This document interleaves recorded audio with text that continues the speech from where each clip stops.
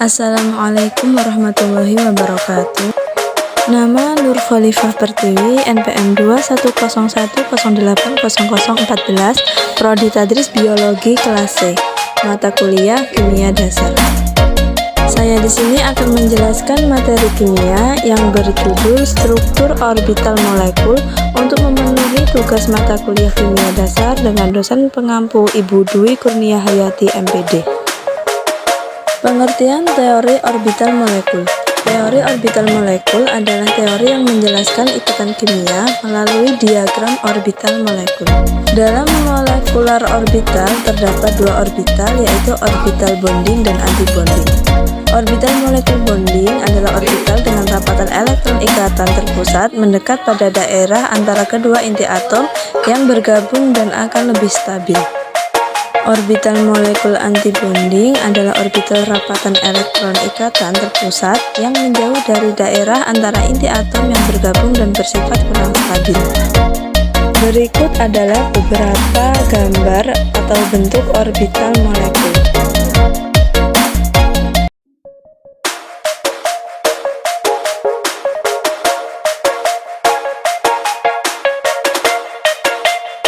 Pembagian molekul. Yang pertama, molekul polar, yaitu molekul kutub terjadi ketika dua atom tidak berbagi elektron secara merata dalam ikatan kovalen.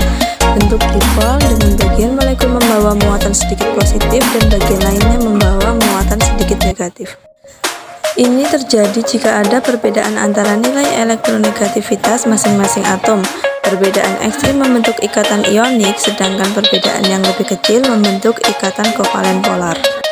Contoh molekul polar yaitu air, amonia, sulfur dioksida, hidrogen sulfida, dan etanol. Yang kedua, molekul nonpolar. Ketika molekul berbagi elektron secara merata dalam ikatan kovalen, tidak ada muatan listrik bersih di seluruh molekul. Dalam ikatan kovalen nonpolar, elektron terdistribusi secara merata. Anda dapat memprediksi molekul nonpolar akan terbentuk ketika atom memiliki keelektronegativan yang sama atau serupa. Adapun contoh dari molekul nonpolar meliputi yang pertama salah satu gas mulia dan yang kedua adalah salah satu elemen diatomik homonuklir. Selanjutnya, ikatan kimia. Ikatan kimia adalah ikatan yang terjadi antar atom atau antar molekul dengan cara sebagai berikut. Yang pertama, atom yang satu melepaskan elektron sedangkan atom yang lain menerima elektron. Yang kedua, penggunaan bersama pasangan elektron yang berasal dari masing-masing atom yang berkaitan. Yang ketiga, penggunaan bersama pasangan elektron yang berasal dari salah satu atom yang berkaitan. Pembagian ikatan kimia. Yang pertama, ikatan ion. Ikatan ion sering disebut dengan ikatan elektrovalen atau heteropolar. Ikatan ion terjadi akibat gaya tarik-menarik elektrostatik antara ion positif dengan ion negatif. Yang kedua, ikatan kovalen. Ikatan kovalen sering disebut juga dengan ikatan homopolar. Ikatan kovalen adalah ikatan yang terjadi karena penggunaan bersama pasangan elektron oleh dua atom yang berikatan. Ikatan ini biasanya terjadi antara atom logam dan atom non-logam.